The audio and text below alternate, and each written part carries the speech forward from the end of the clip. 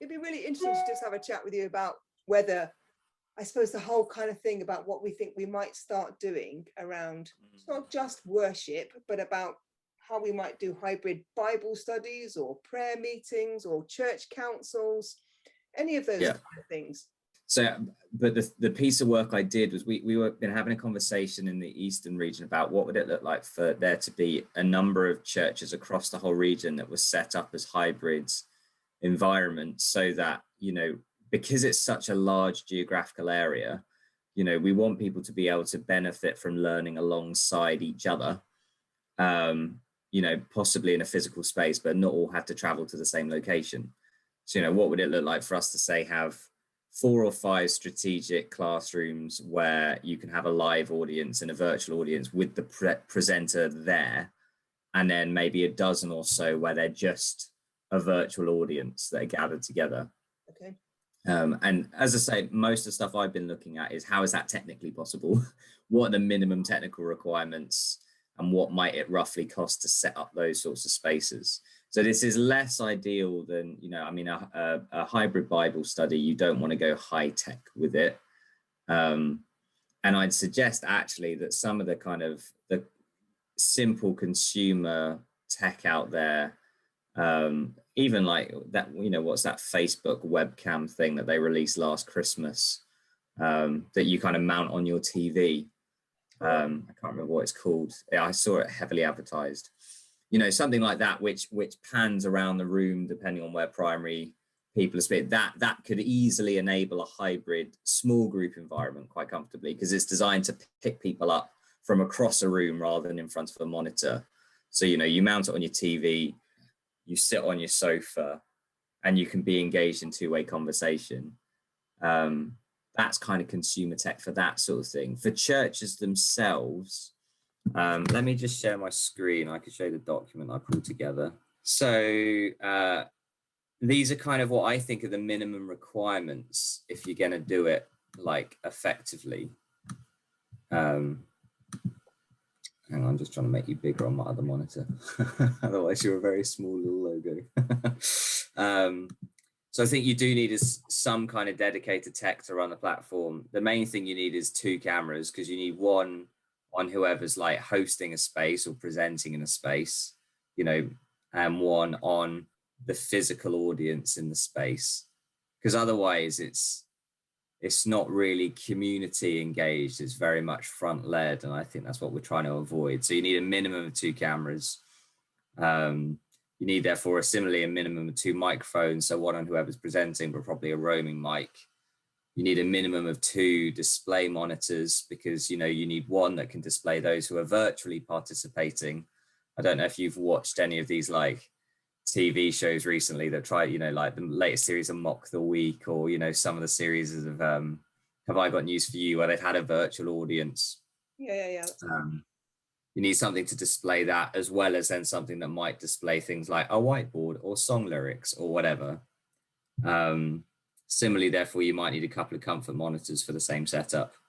And then you need kind of PA that can cope with the fact that there'll be incoming sound and outgoing sound in the same system without creating a feedback loop. So already you're actually looking at like some relatively particular tech requirements, particularly if you're trying to do an online service in a hybrid way. Then you also want to consider things like lighting, you know, how you're going to actually utilize the space. You know, you could create a studio design, you could create a backdrop to things. It's up to you. And then I suggested there's 3 different approaches you could take.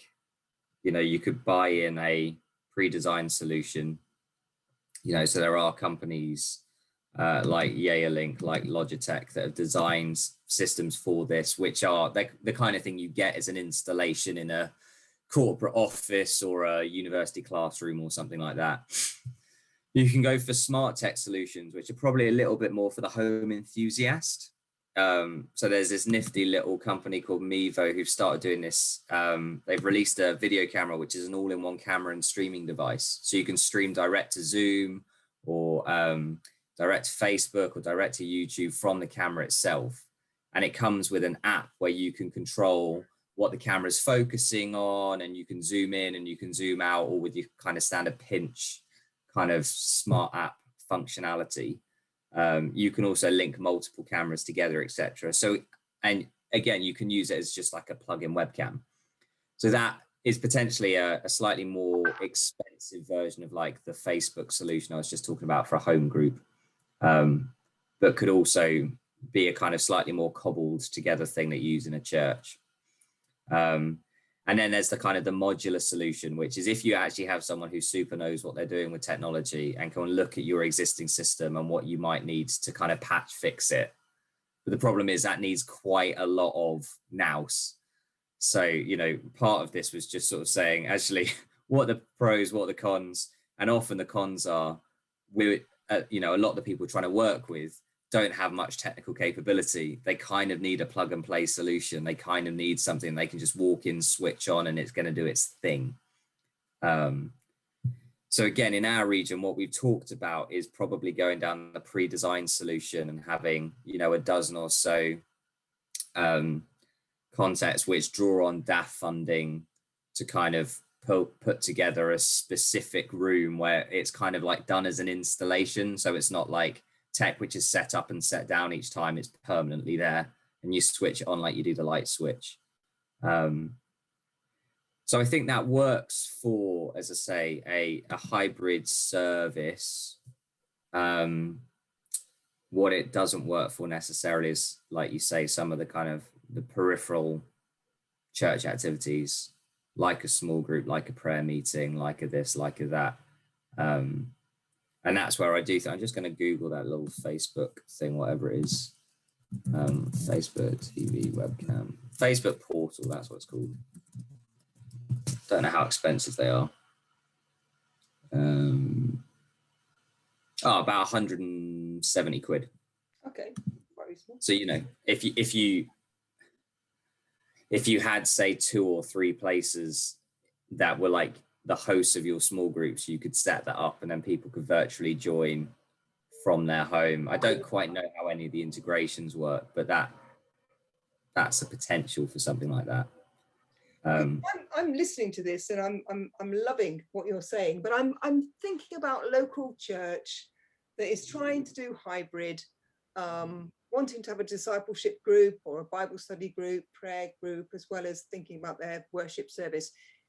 £1,500 seems quite expensive. I'm kind of like looking at that going, oh, you know, you talk a tech language and you talk like you know what you're talking about, pros and cons, but with the greatest respect, I'm sitting there thinking, I wonder if most people, does every church have somebody in their churches that thinks or speaks the language you do? I'm not sure really. No, well, I wouldn't have thought so. No, I wouldn't have thought so. That was quite good. But I suppose I'm just kind of thinking, what might we do for, you know, the ordinary church that wants to keep you know, a sense of inclusivity actually, but doesn't really know how to do that. Any thoughts or ideas about that? Do we need to have like a Zoom, you know, separate meetings, or do you think we can begin to do the online offline integrated hybrid model in some sort of way? I think that's my concern, is the technology required to be able to do something hybrid is a lot more advanced than just running something online. And therefore there is a fairly steep learning curve attached to that, which is one of the reasons why, you know, appreciating everything you said of, you know, can the average church afford 1,500 quid to, you know, get some of this set up?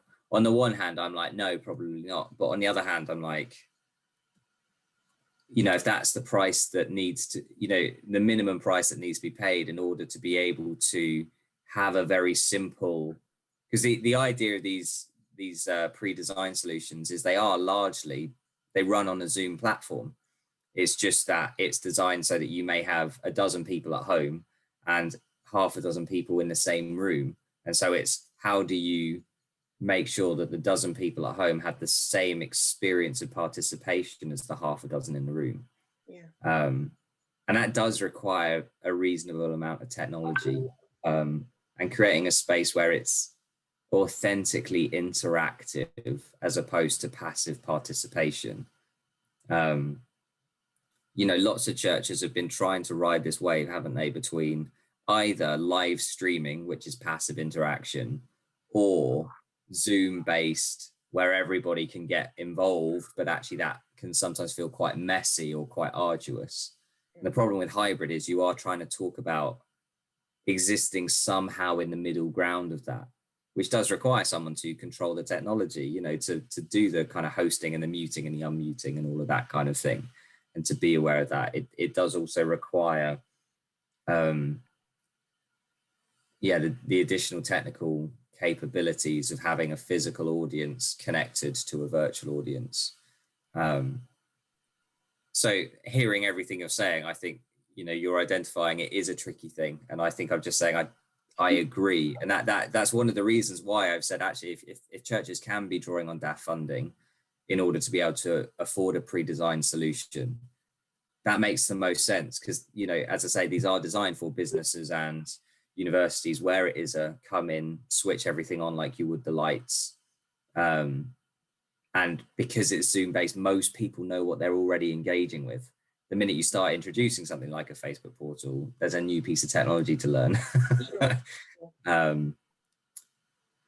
So yeah, that for me is the tricky thing, is you either have something which is a no-brainer, but then requires the money because someone has designed the no-brainer solution and they want to make some money out of it, or you require something which is fabulously technologically advanced, but then requires someone who has quite a lot of know-how in order to pull together the cheaper solution. Brilliant. I love that. I love it. So you're thinking about using the pre-designed one and having about 5 centres around the region. Is that what I'm hearing? Well, so I mean, I pulled this document together for the different shares, and there's because of the merging of the 2 regions, the old East Central and East of England one, there's a working party that's been set up to talk about how they can work more collaboratively as a larger grouping. So it was actually them that raised this idea, or it came out of a forum at some point, and I just said, look, I can go away and do some tech research on this, again, because they're thinking very much about how is this not just a local church resource, but a district and even a regionalized resource. They are prepared to stick a bit more funding into it and be a bit more targeted over where do these centers need to be, where is accessible for you know, people to travel to. You ideally want a center which is no more than half an hour away from anybody. Yeah. And actually mapping that out it's going to be quite tricky. And then also choosing churches that have things like a good broadband connection, you know, and actually already has some of the base infrastructure necessary to do it. You can't get away with this in some of the beautiful old chapels. It's probably going to be some of these slightly more modern buildings. Yeah. And as I say, a lot of this is more about setting up a hybrid classroom. So for things like learning network events, you know, we can run small group training for the whole region in one go, but have people who lead small groups together in the same room having proper breakout discussions. Or for things like synods, you know, you can have all of the representatives from a local circuit in the same room participating into the larger district conversation. So that's more the application we're talking of. And as I say, I think you're raising exactly the right question over, is there mileage in having, you know, a discipleship pathway or a small group or kind of a little course that you can run in a hybrid fashion? Part of me really loves that idea. Part of me just wonders whether, again, because of the technology required to make the hybrid thing work effectively, whether that's a viable, whether hybrid is a viable option, or whether you basically have to choose to go all online or not. Remains to be seen. Listen, this has raised a really interesting question. If you don't mind, would you mind sending me your little document that you've just? No, absolutely fine. And I'd quite like to invite you to come and talk to our district chairs, actually, because I think that's a really interesting conversation. conversation, and we've not even started that conversation yet. So I think you've raised some really interesting stuff, actually. As I say, I mean, a lot of this for me is about trying to think through the how rather than the why or the what. And I think, sometimes, I actually think the real important question really is the why and the what. What are we going to try and do and why? And like you say, actually, a huge part of the why is the inclusivity conversation. I think that's really important to have, because what I don't want is people going, oh, it's too expensive or it's too hard, so we won't bother, because we do need to keep the why the front and center. But then we may need to think through, okay, well, what is it feasible for us to try and apply this to? Or what is it worthwhile us making this investment for? If there's a number of services or kind of contexts in your district who've found real mileage in doing online church, and actually there's been a real significant engagement, and they're looking to kind of go, we don't just want to be a kind of a passive broadcaster, we want to be creating two-way relationship and creating pathways for digital engagement and participation. That's excellent, and therefore you do want to probably go, let's invest the money and the kind of the hours it's going to take to learn the technology. But equally, if it's just is this a nice idea or a possibility, I think actually it will run out of legs very quickly. So I was pretty upfront with the district chairs. I was like, this is what you need to know, technology point of view. You need to work out the why and the what and how you want to use it. Here are some questions for you to go away and consider. And the other thing I said is, if you do decide to go down a pre-designed pathway at a strategic level across the whole region, bring in an actual expert from someone like Logitech. They have teams who do kind of corporate wide installations. And I'm saying, please don't just take my word for it. I do know something, but actually, if you are wanting to create a properly good integrated system, and you're looking at spending 2 to 5K a venue across 12 venues, you are worth their time in terms of them coming in and having a conversation. But I could absolutely have that chat with your chairs if that's helpful. Oh, brilliant. So what do you think, I've just heard you talk about the main questions. What do you think are the main questions then?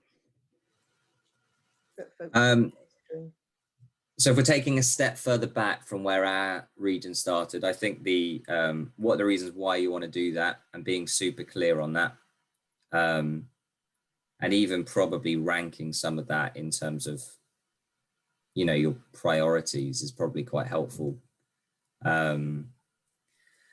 I think then the what is it feasible to try and take a hybrid approach to? As I say, I have a big question mark over the idea of a hybrid small group. Nothing wrong with exploring it. I just don't know how viable it is. And then some of the other questions I put to our chairs, is it desirable or possible to have a consistent approach to how you do this across the region? So do you want everybody utilizing a similar system, or are you going to try and make lots of different systems talk to one another? The advantage of the kind of lots of different systems talking to one another is it's quite permission giving, and different churches can find the way that works for them. Although that does, the drawback is it might be quite complicated then trying to make sure that the communication works well. If you are saying you want a consistent approach, is it reasonable to expect each context to put in the same amount of money for the same kind of resources? Do you want these to be protected solutions, i.e., if you're talking about buying monitors, say, screens so that you can see people interacting at home, are you saying this is dedicated purely for this application? Or are you gonna, be constantly moving things around and plugging it in for like youth club consoles and stuff like that? Because again, there's nothing wrong with saying, hey, we want this technology to serve multiple purposes, but the potential then to interrupt the system, again, becomes quite an issue. And then again, just a question of which of the 3 avenues I've marked out makes sense to kind of go for, or do you think is the most viable in terms of cost and knowledge, I think. Fantastic. Great. Good questions. Brilliant. Thank you so much for your time.